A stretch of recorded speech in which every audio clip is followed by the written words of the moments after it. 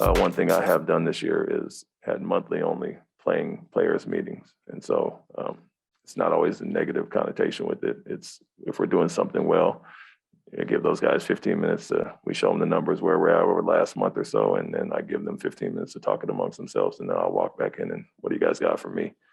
And so we've had quite a few of those. And I think it encourages leadership and those guys being, communicative, and we show them where we're at, and these are the things we can improve on. And what do you guys think? What can we do better as coaches? So we've had a few of those since the start of the year as well.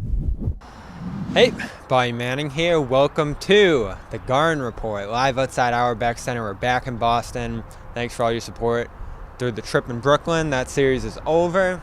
Boston looking ahead to one team, as Ime Udoka said after practice wrap today, that's probably more likely to win than the other. They started in on assumably the Bucks today and got underway, keying in for a bigger, possibly more physical team. Now, Al Horford said that first round was pretty physical too, grueling, getting into Durant and trying to attack the interior of that team.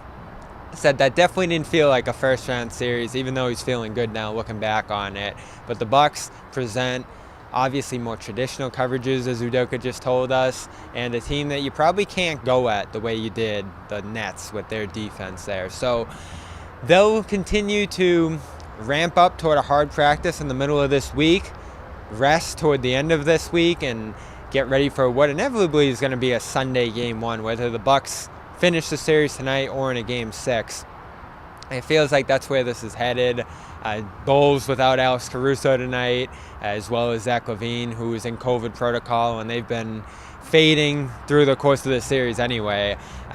Doesn't feel like they have much ability to come back now at this point. But another key from this practice is the continued conversation around what woke the Celtics up in January, because Horford, others still point toward that time, maybe the Phoenix game where they blew out the Suns around New Year's Eve, but hit their stride consistently in late January, into February, and then March where they rarely lost. That's when the habits started to be broke offensively, which was one of the keys to what Udoka was doing, and I think the team reached a new level of confidence in everybody's roles on the defensive side of the ball. But one new revelation today from the last couple months here is that the Celtics were doing team meetings regularly. Udoka asked again about what the key was to this turnaround, pointed toward his call out of the team in January. I said some things to the media that got everybody's attention, is what he said just a few minutes ago.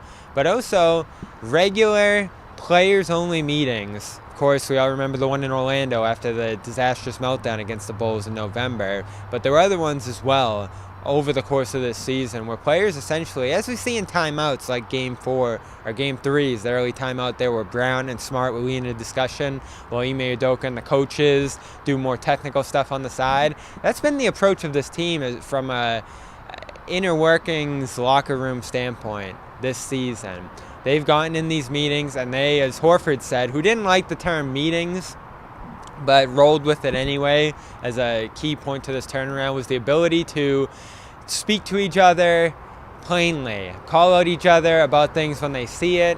And there was even a moment like that late in Game 4 that Horford talked about at practice today, where Brown threw that long lob pass, almost got picked off by Durant in a 2-point game as time faded away. Smart caught it. Horford had to follow the play because Smart missed a layup with his left hand. And Horford, in what he said was a very emotional moment, caught the rebound, put it back in, effectively ended the series there, but grabbed Jalen and said, great play, but that was pretty wild what you just did right there. Game 4 easily could have gone a different way. We could easily be talking about a Game 5 here at the Garden tonight, but the Celtics, through their execution, play in and play out, ability to target mismatches on the defensive side of the ball, which is something Horford and I talked about at practice today, and the keyed in nature that they were on Durant. Horford again drilling into that. They were well prepared for Durant Irving, all the different matchups that they had to account for in this series. And that's something that they'll have to do in the second round as well with Giannis Antetokounmpo. Chris Middleton, of course, injured as the series gets underway. His status going to be reviewed in about a week from now in terms of when he could potentially come back from an MCL sprain. But otherwise, the Bucks are healthy coming into the series as well. Robert Williams is going to continue to ramp up back to his regular role in this series. We'll talk about that in the next video. But overall, the Celtics embracing that plain talk, difficult conversations, regular meetings where guys get stuff off their chest. And that's been a key to this group's turnaround from 18-21 to 28 of the last 35 becoming wins, and then a sweep in the first round over the Brooklyn Nets. They'll move on potentially to the Bucks if the Bucks take care of business tonight. They play the Bulls in Milwaukee in Game 5 with a 3-1 lead.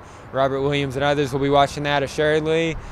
Celtics coaches getting underway, drawing up the early portion of a game plan, much like they did when the Cavaliers and Nets were playing in the play-in tournament. Winner of that was going to move on to play Boston in round 1. They'll do the same here and return for practice again in a couple days from now.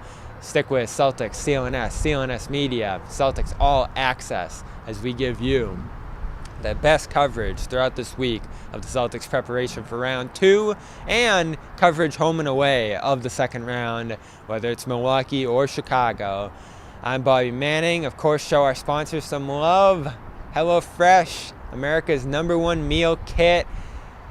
Meat, veggie options. Bunch of different kits you can choose from. Pre-prep food that you can throw together on the fly in the midst of your crazy life, traveling for the playoffs, reporting on the Celtics, or working your whatever job it is. Time is of the essence. HelloFresh, they cut down on the time needed to prepare your meals, and you'll get 16 free meals. New code, hellofresh.com/playoffs16. 16 free meals, 3 special gifts. That's an unimaginable deal. Go try it. Show the Garden Report some love, show HelloFresh some love, and support our content here by giving yourself 16 free meals. It's a win-win. 3 free gifts, hellofresh.com/playoff16, hellofresh.com/playoff16. Next video, Robert Williams. Where's he going to be come second round? We'll talk about that after Celtics practice here at Auerbach Center, Brighton. CLNS Media, Bobby Manning.